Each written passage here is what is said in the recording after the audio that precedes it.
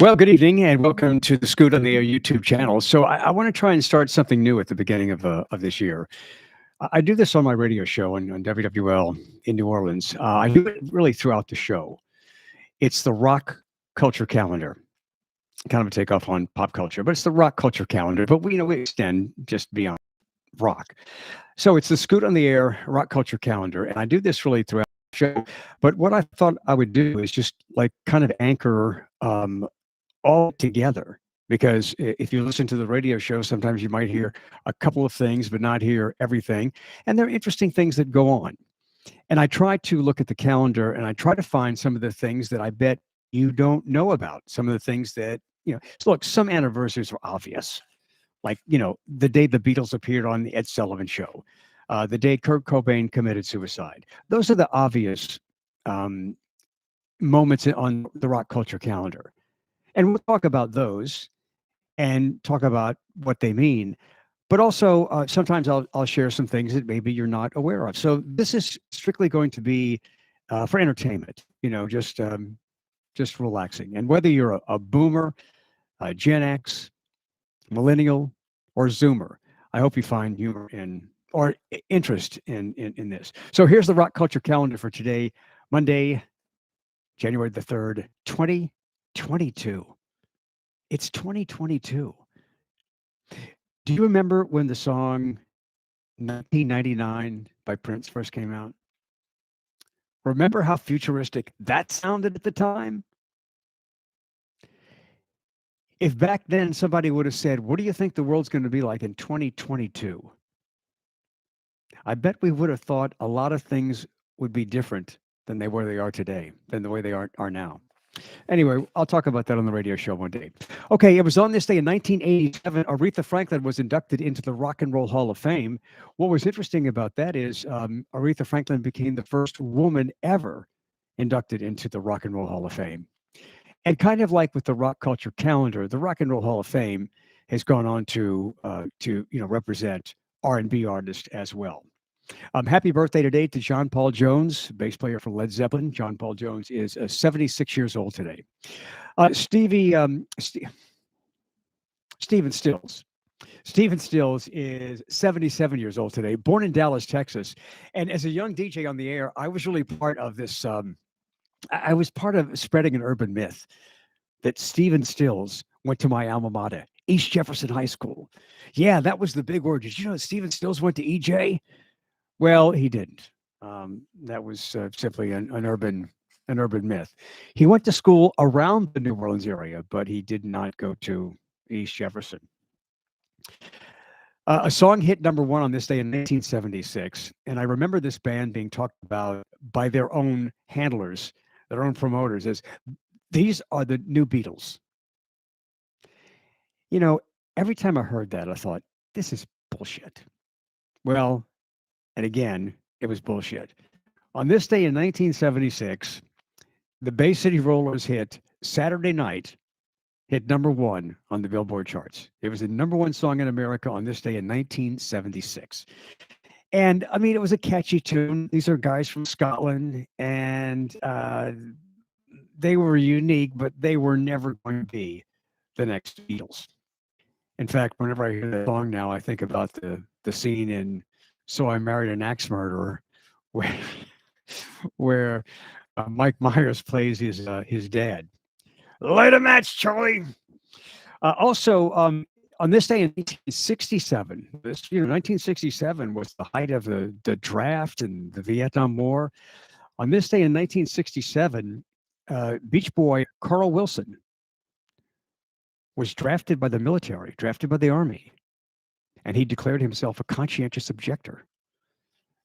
So some people could declare themselves conscientious objectors and get out of the draft. Some people went to Canada. Some people just hid out. And some people went to war.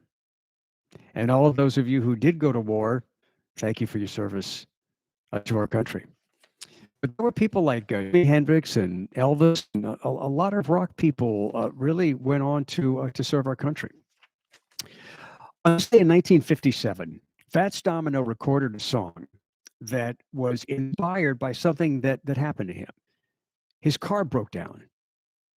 Fats Domino's car broke down in New Orleans, and some fan shouted, "Hey, look, it's Fats Domino walking."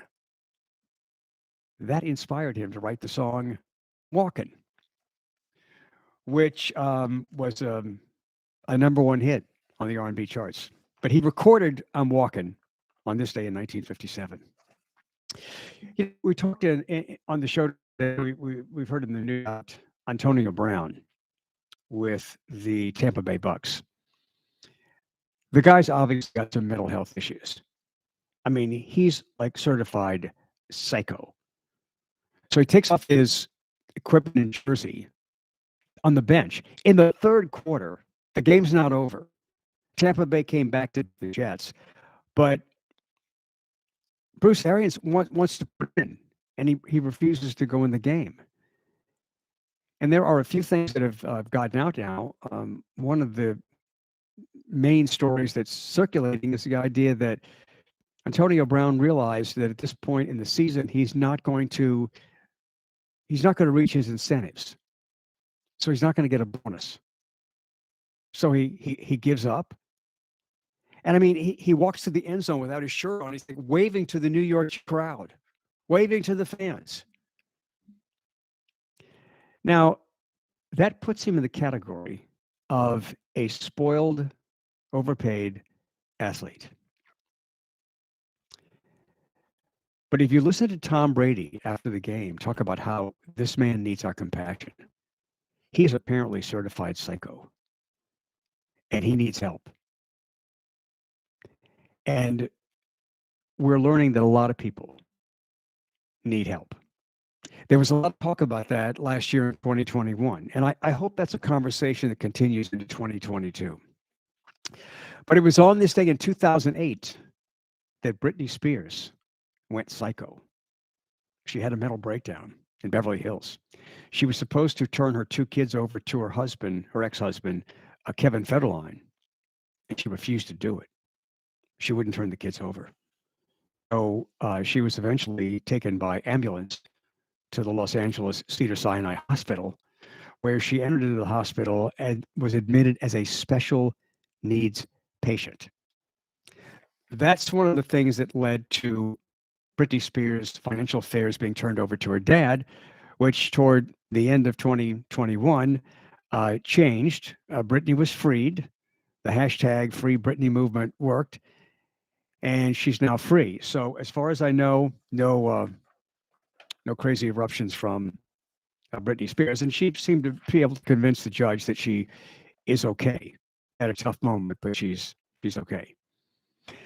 Also on this day, January the 3rd, 1989, a TV talk show debuted on television. Well, actually, it was on TV, but this is the day it became syndicated. This is the day that most of us saw this new talk show, late night talk show, on this day in 1989. Remember the Arsenio Hall show? Ooh, ooh, ooh. Remember the posse? That's what he called his audience. Arsenio Hall went into syndication on this day in 1989. And it was a show that really gave a lot of hip hop and rap acts and rock acts attention that maybe they wouldn't have gotten. It was a hip late night show. This is the show that Bill Clinton played the saxophone on during the presidential campaign in 1992. And I mean, don't underestimate what a big deal that was. It was a big deal. And I remember seeing this presidential candidate wearing Ray-Ban sunglasses, playing the saxophone on this late night talk show. I remember thinking, this is the mark of the baby boomer generation reaching the White House. And if I'm not mistaken, Bill Clinton was our first baby boomer president.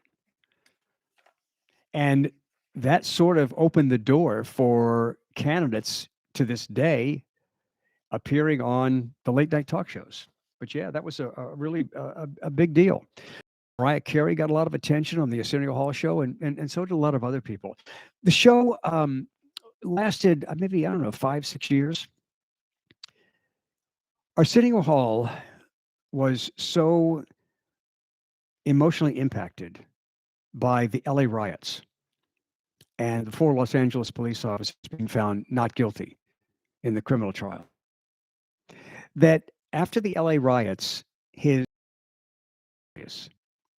it became more politicized. He was taking a lot of things too seriously.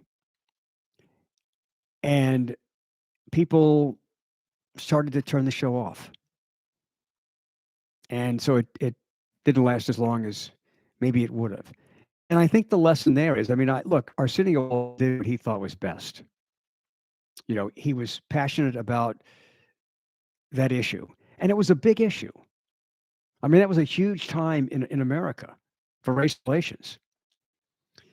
But when he got more serious with his topics, the audience kind of changed, and he lost favor with the audience. That's my recollection of what happened to the show. And I think the lesson there is, you know, sometimes you can get too serious, and sometimes you just have to remember the basic value of entertainment. And it's something that I've done with the radio show. I've tried to stay away from some of the most heated political debates because it's a no-win situation. You know, nobody wants to ever listen to the other side. Nobody wants to change their minds. Nobody wants to consider that anybody else might be right. And people are not even recognizing the facts. So, you know, it's just, it's bullshit. And to get involved in that every single day on the radio show, I wanted to back away from that. Now, I'll still deal with political topics, but I really have tried to lean in the direction of being more entertaining and less political, because if I need a break, I'm sure you need a break as well. I hope you have become a subscriber to the Scoot on the Air YouTube channel. And if not, I hope you will. We're going to be ramping this up. It's going to be coming relatively soon, I hope. But I hope you become a subscriber. It's free, and we give you a notice every time we post something. And we'd love to get your reaction. So beginning tonight, we'll start doing the Scoot on the Air rock culture calendar. But that doesn't mean I'm not going to do some hot topics that are sometimes very controversial. Thank you for joining us here on the YouTube channel.